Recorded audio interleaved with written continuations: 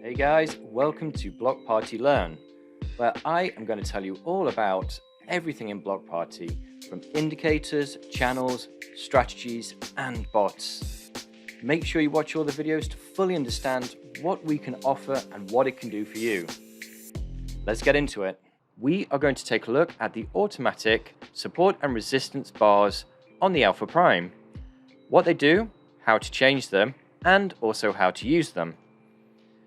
Support and resistance is arguably one of the most important things within trading.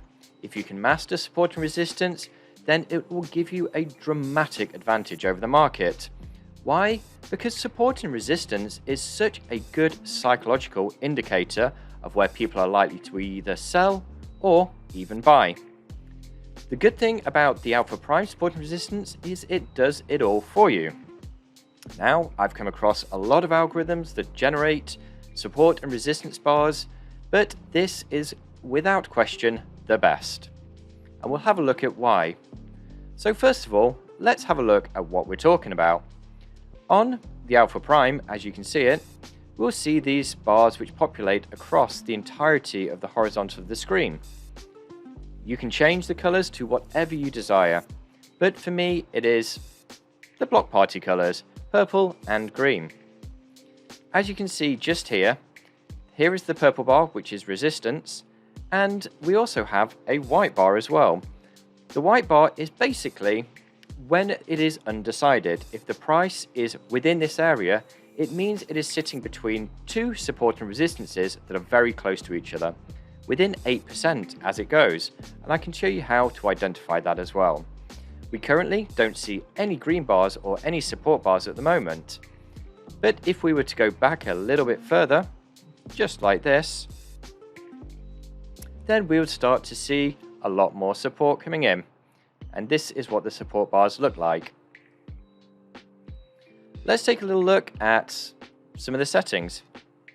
So in order to go to the settings here, head on over to the Alpha Prime and hit the little cog. We are now currently looking at the support and resistance zones, which is just this section right here. And we're going to analyze exactly what each of these do and how they can benefit you. First of all, we have the pivot period. The pivot period is basically what identifies and constitutes a pivot point.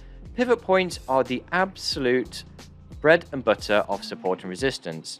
But what is a pivot point? Well, you can see them and they are identified just here and they look like little pivot points. Fractals, peaks, dips, whatever you want to call them, but for the sake of this, it is pivot points. Now, what does this mean with the actual numbers? So the number here, 5 to 20, which is the minimum and the low, is how many bars it will look either side of the potential pivot. Why is that? Why would you not think, well, we'll just put it to 1 so that it will just identify it straight away? Well, you can't do that because you can't look into the future. It's really as simple as that.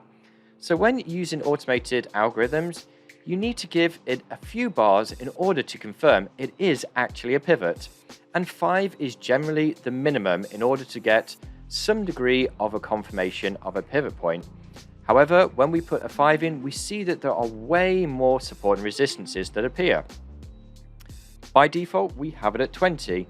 And this is a very, very, very good confirmation that after 20 bars, if that is still the pivot point and still the highest or lowest peak, then that is a very good confirmation that that is a pivot.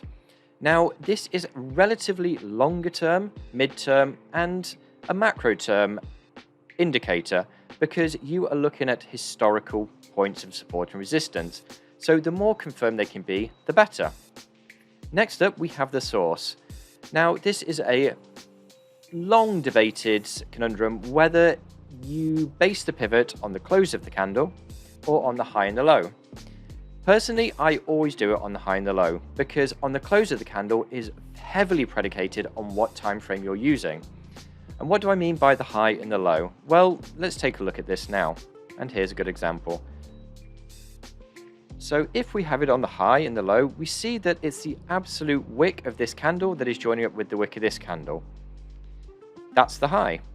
If we change it to close, so we look at the close of the candle, there we have the close, and here we have a close as well. And that will give you the support and resistances on the actual close of the candle. Now that could be good for things like monthly and weekly even, but for any real time frames like 1 hour, even up to 1 day, then you're pretty much better off using the high and the low. Next up, we have the maximum channel width. The maximum channel width is super cool because it basically joins up the support and resistance that is within 8% of each other over the past 300 candles. So as we can see here that these prices or these support and resistances are within 8% of each other, therefore it'll join it up. Now this is super important because a support and resistance can be a little bit subjective, so it is always good to give some degree of an area. And if you are trading within that zone where you're coming into a support and resistance, like this for instance, then you know that you should be on a little bit higher alert, and it gives you a bit of an area where a rejection or a bounce may occur. Next up, we have the minimum strength. Now this is pretty basic. It is on the lowest setting at 2. Why? Because, well, in my opinion, 2 is really the minimum confirmation of a support or resistance. And what does this mean? Well, quite simply, you need at least 2 pivots, and then that will give you a confirmation of a support or resistance. If you do want to make it way more confirmed, but way more infrequent, then you can increase it to 3. This means that 3 significant pivot points have to be perfectly aligned, and then it will give you a line. So we can see that that has dropped. If we change it back to 2, then we get another one appear. Next up, maximum number of support and resistances. This one is super simple. It simply will show how many support and resistance lines will appear on the chart at one time. It is currently capped at 10, and the reason being is any more than that, then it dramatically starts to slow the script down, and in a lot of occasions won't even load at all. Lastly, the loop back period is simply how many pivots that this will look back. So we count every single pivot back to 290, and we will look to join up 2 of those in order to give us a confirmation on a support or resistance.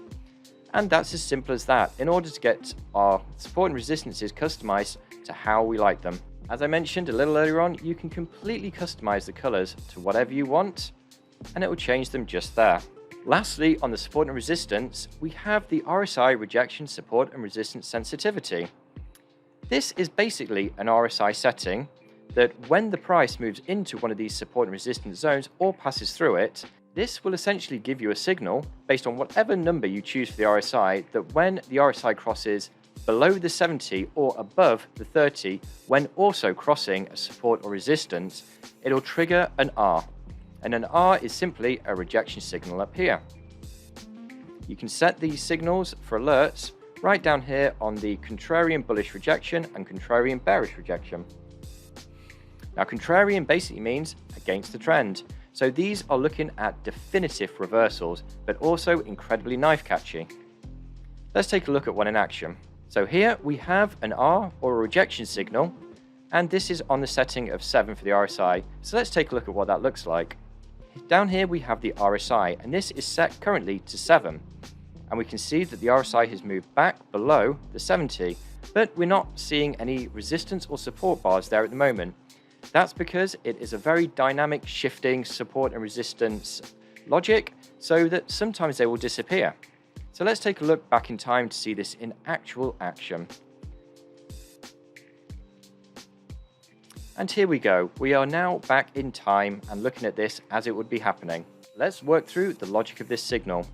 We are trending up now and everything is looking pretty good. And we break through this very recent resistance and it's all looking good. However, we break back down and we get given a signal because the RSI is coming back down through the 70, thus being overbought, and historically quite a weak signal. We do also have a volume indicator as well, but we'll look at that in later videos.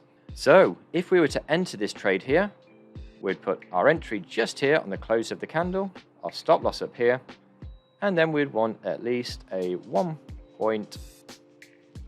let's go with 1.25, which is just down here. And let's see how that goes. And there we go. We have hit take profit. Now, obviously, you just watch me see that and play it back. So we can't really make that a legitimate trade, but I guess you can tell what I'm getting at here. So that pretty much covers all of the support and resistance within the Alpha Prime. how to use it, and also what to watch out for. Hope that helps. Until next time.